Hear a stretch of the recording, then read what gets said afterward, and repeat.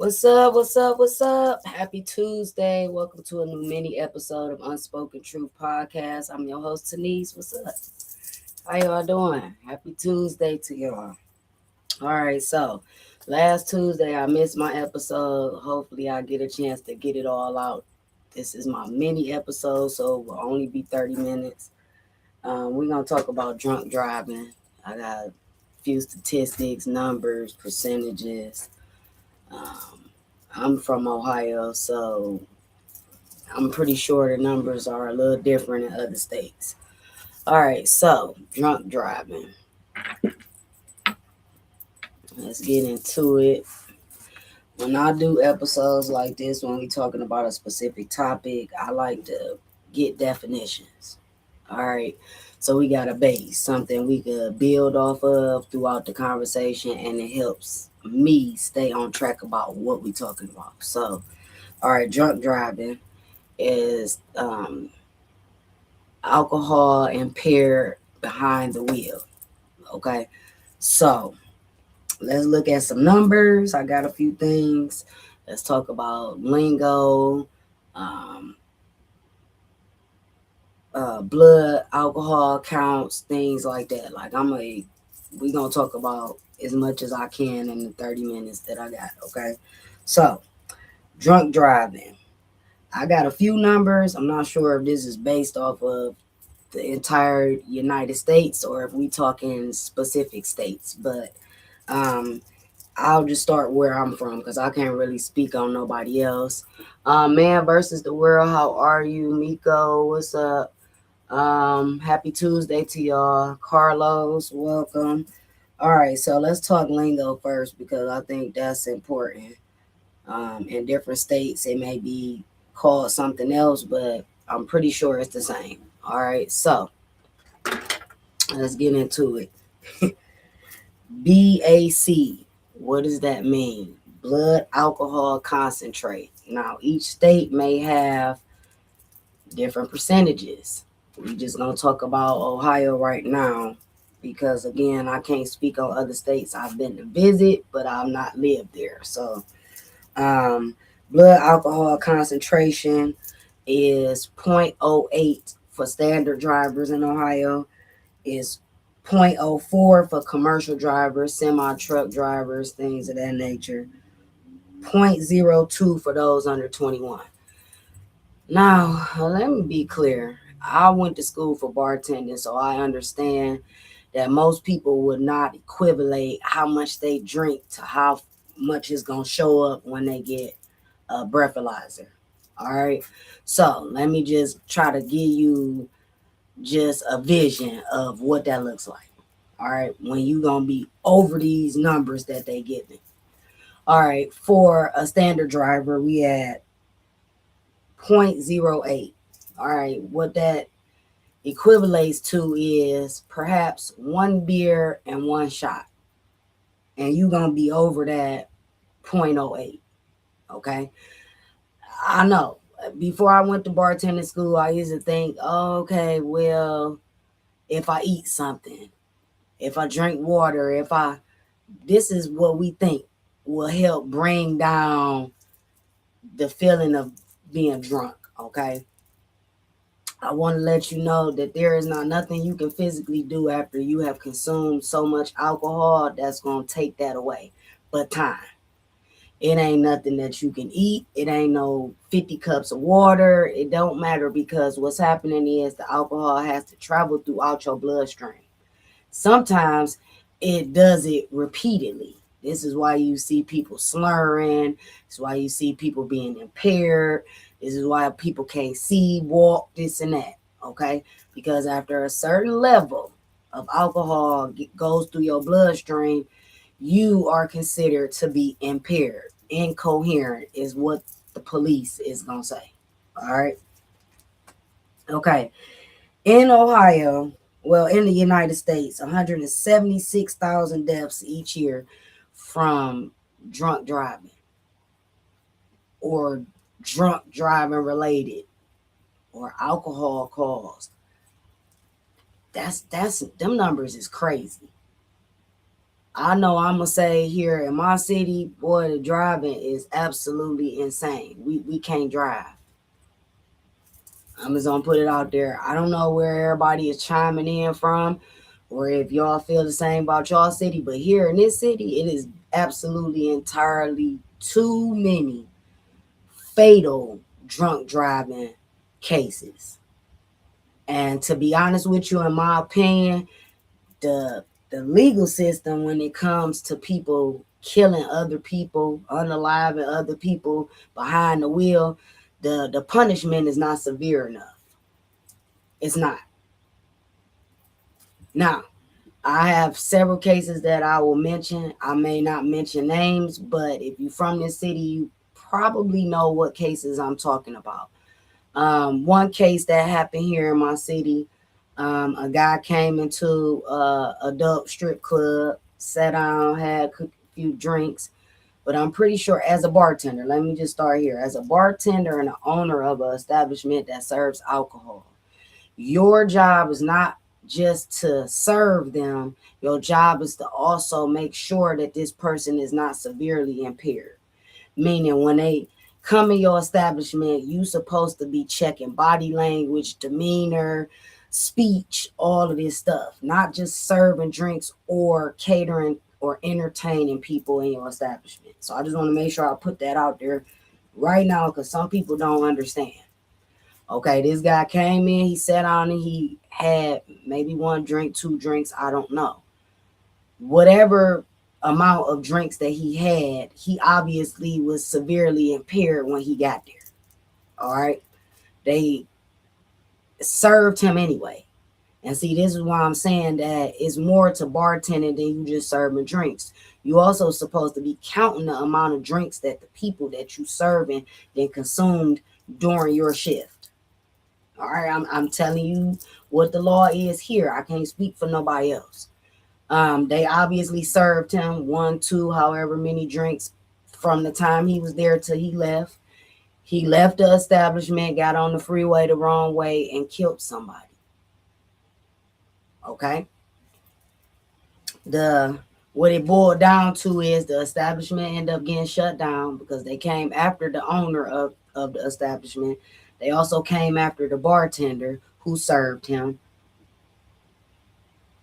You see what I'm saying? Like it is more to it than you just thinking like, okay, I'm just gonna pull up somewhere, I'm gonna sit down and I'm gonna drink till I throw up. No. I don't believe that he got a whole lot of time. It was probably a couple years. To me, that ain't severe enough. You've taken somebody's life. It doesn't matter if it was based off of alcohol or not. The point is somebody died.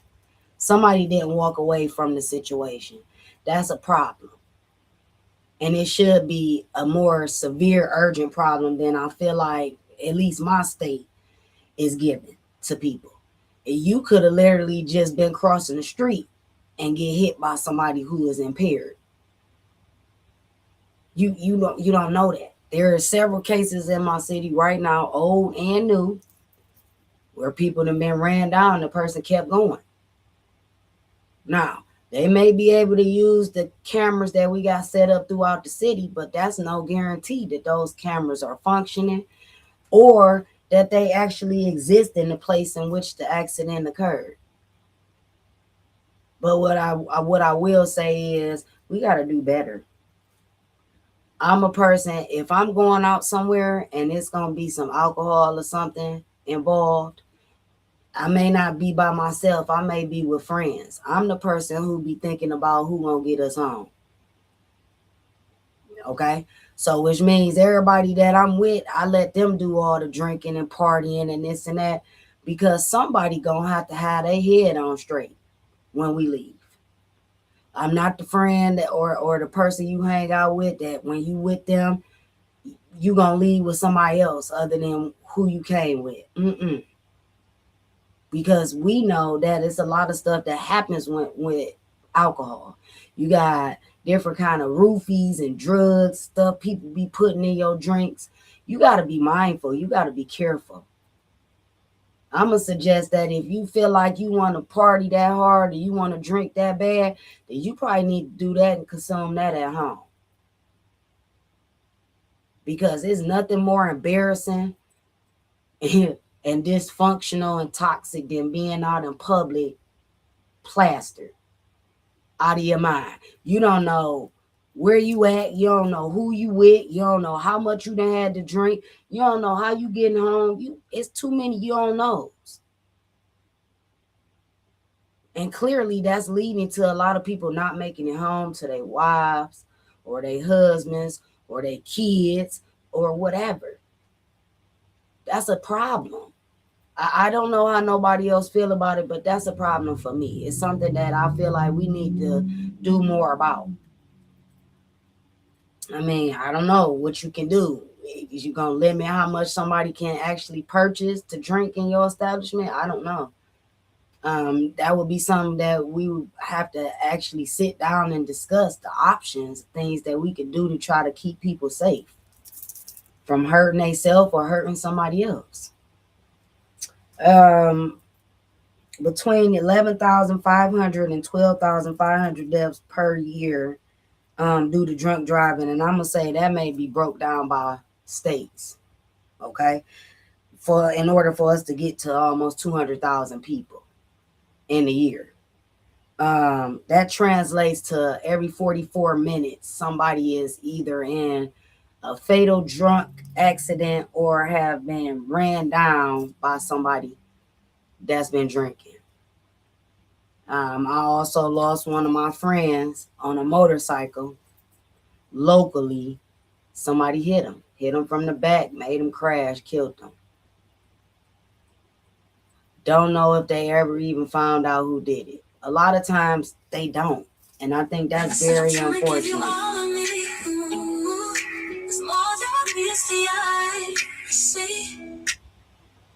That's very unfortunate, especially when somebody just keep going. They don't even stop to see if the person is okay, if the person is alive. They just kept driving.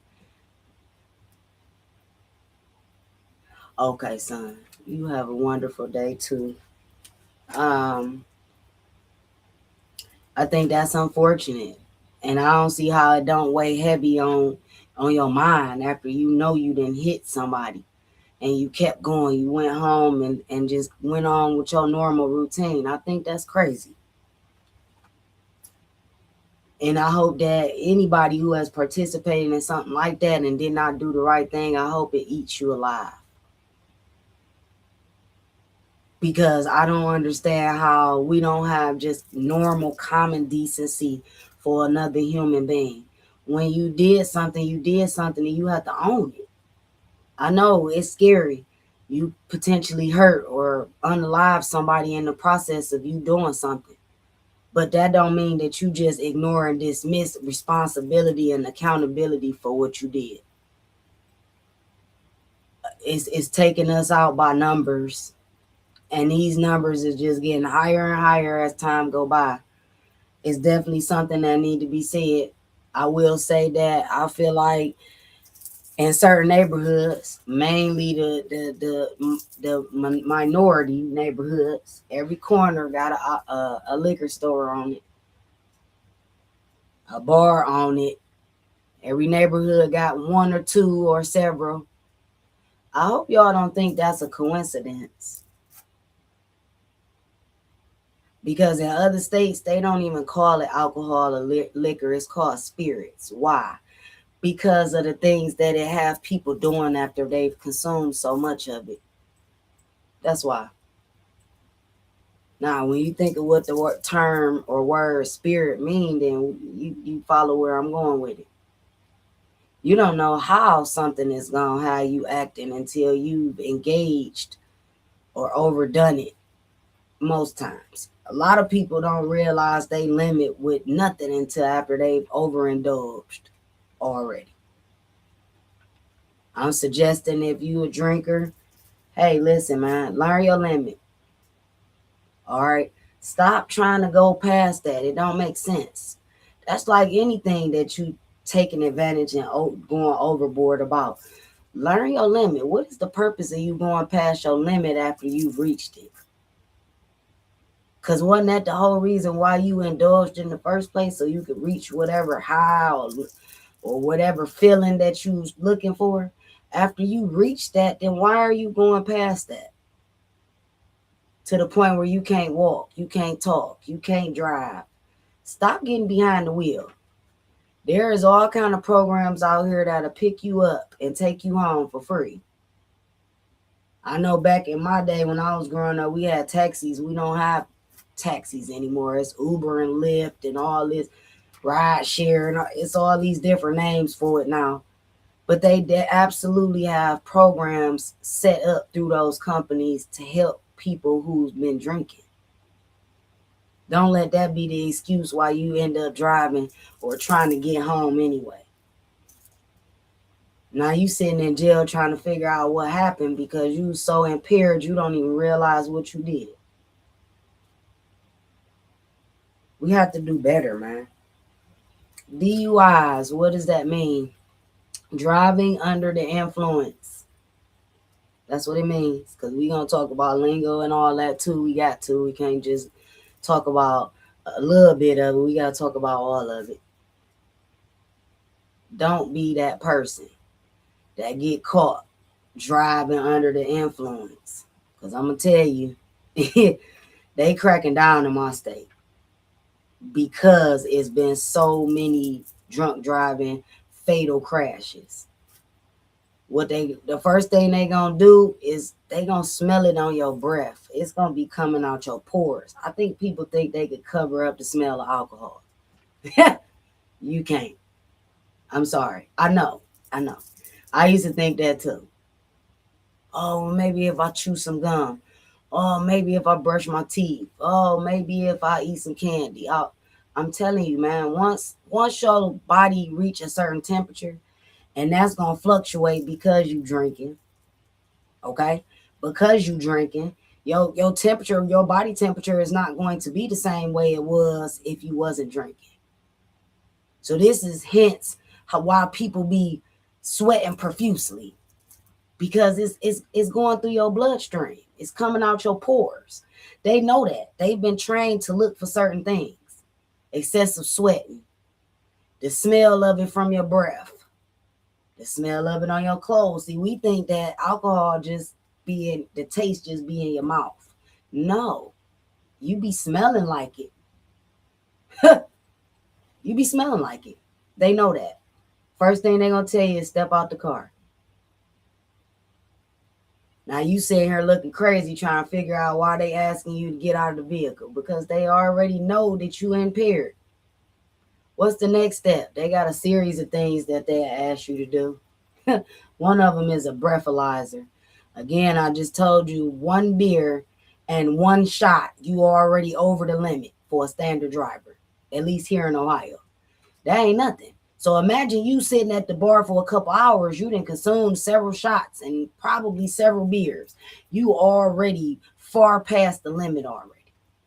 And then you think you about to get up, walk outside, get in your car and drive. No, don't do that. If you gonna drink like that, if you gonna drink past the limit that they gonna blurp you on anyway, just drink at home. Somewhere where you can get comfortable, let your hair down, get loose if that's what you're gonna do. But stop thinking you can move like that out in public, man. You're gonna find yourself not having control over your own body after a while. Because I don't know about other people, but shoot, after so many consumptions of alcohol, you probably not gonna be yourself for real. Not the person that everybody know you to be when you're not drinking. It's gonna be a different version that's gonna show up. Don't be that person that's getting laughed at, talked about, pointed at out in public because you pass your limit. Okay? That's important that you be your own advocate so that you don't mess around and cause the harm to somebody else. I'm not saying that it's even right for you to get drunk to the point where you hurting yourself. It's a possibility either way. But if you're going to get plastered like that, Do it somewhere where you can actually pass out somewhere when it's all said and done or something. Not be looking for no ride home, trying to figure out where you live and all this craziness. Don't be that person. That's embarrassing as an adult. Really embarrassing.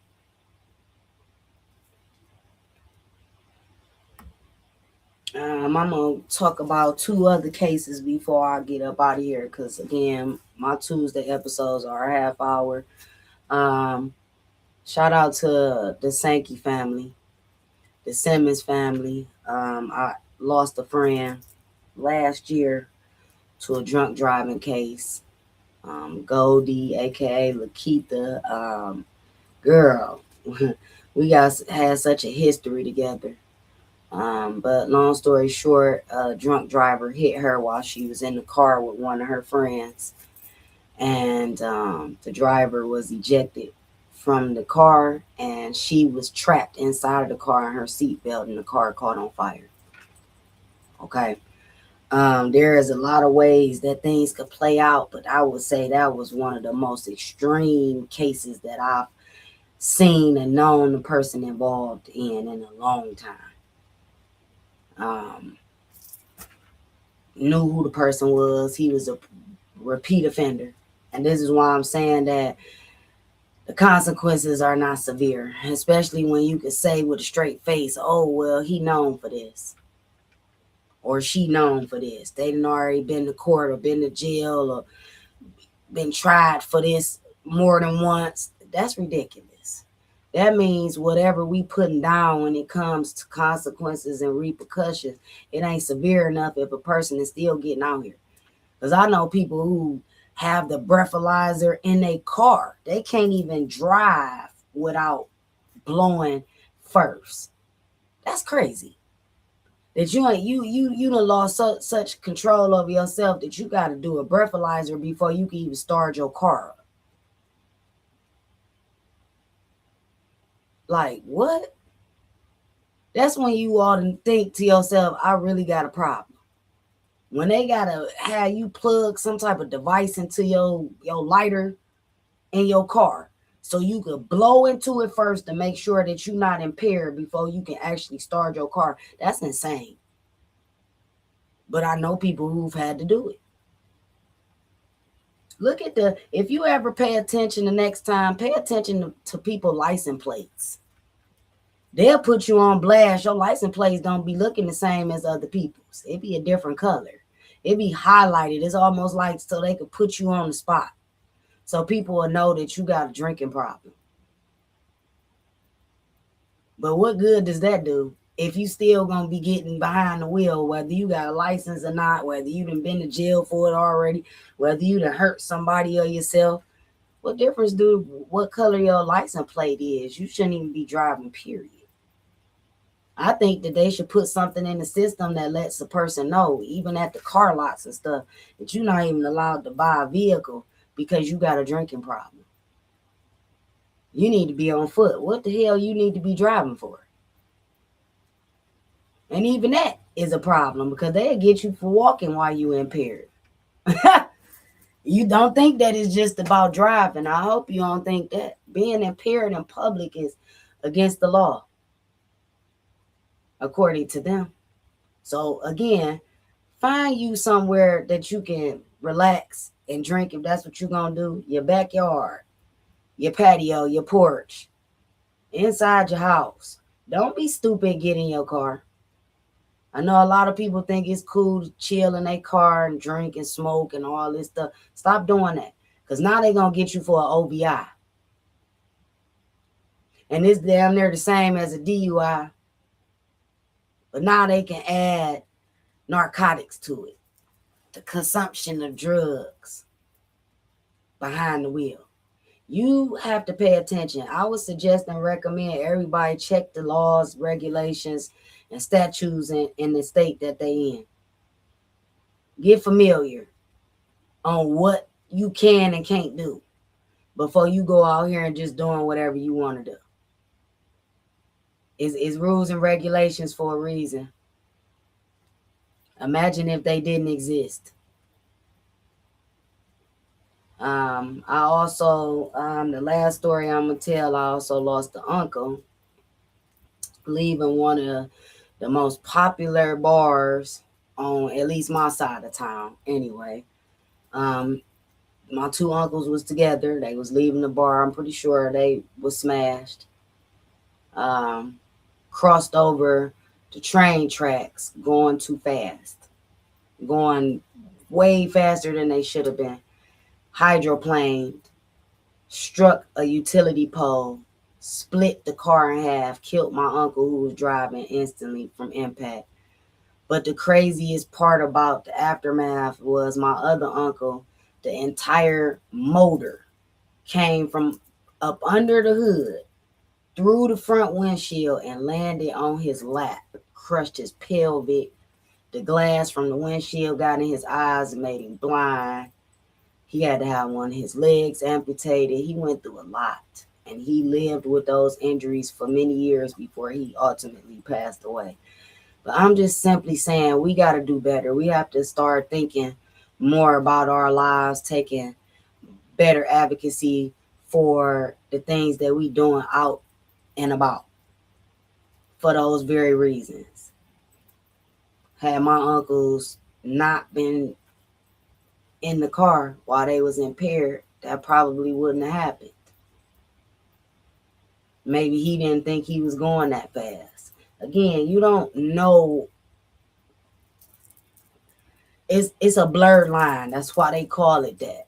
Especially when you drinking. The lines is blurred. What look like something may not even be that at all. Your vision is impaired. Your thinking is off. Your movement and action is delayed. Think about that when you out here making decisions. That could be permanently and very costly. Right now, I don't think that the jail time or the sentencing behind vehicular homicide is severe enough. Because that's what it is, regardless if the cause is drunk driving or not, it's vehicular homicide. There need to be more severe penalties for that, in my opinion. Maybe that's something we can start a petition or something for, to see if we can help increase the amount of time that people do get when they are involved in stuff like drunk driving fatalities, vehicular homicide. And this is not just regular people, it's been police officers that we don't know if they've been impaired or not, but they've absolutely struck and killed people. So this is not just a regular person thing. This could be anybody who might be struggling with alcoholism. Understand that you feeding a parasite when you constantly drinking all the time. It's the parasite that want the alcohol. Okay, I just thought I'd throw that out there to give y'all some news you could use. Okay, if you was on your lunch break tuning in, hey, it's time to get back to work. I appreciate everybody that tapped in, chimed in, and commented. Let me go back and read some of the comments before I get out of here. Always be Keela. How are you? LaTroy, Miss Bubbles, Henry, Nicole, Evelyn, Top Shelf, Shaquia, Betty Butts, Gary, Real Pretty, Wyndham, Jean, No Name. Oh, y'all came through and hung out with me today. Thank y'all. Cynthia, Albert, Joseph, Barbara, Kiera, Ishmael, Erica Jackson, Gregory. Hey man, I appreciate y'all. Y'all dope as fuck for coming to chill with me for a little bit. Let me see.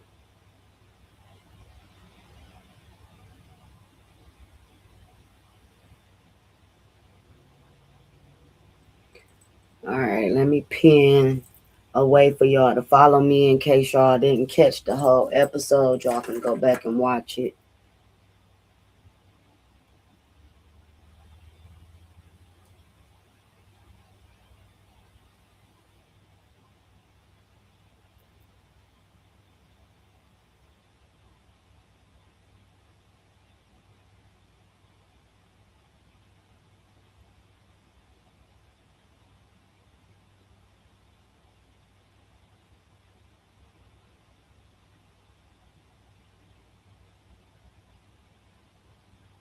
Y'all also can catch old episodes, past episodes on my Instagram and YouTube. So I'm gonna pin this. It's gonna be there for a minute, exactly 30 seconds. They don't really give you a lot of time, but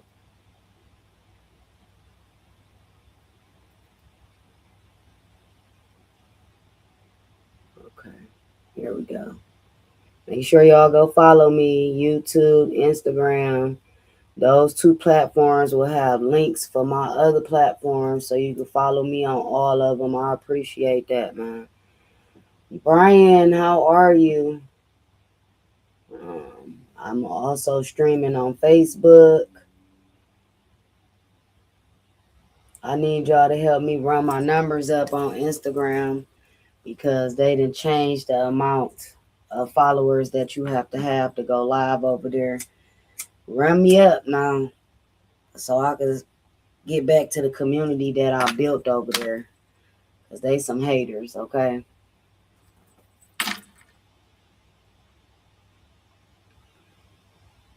Where we at? Okay.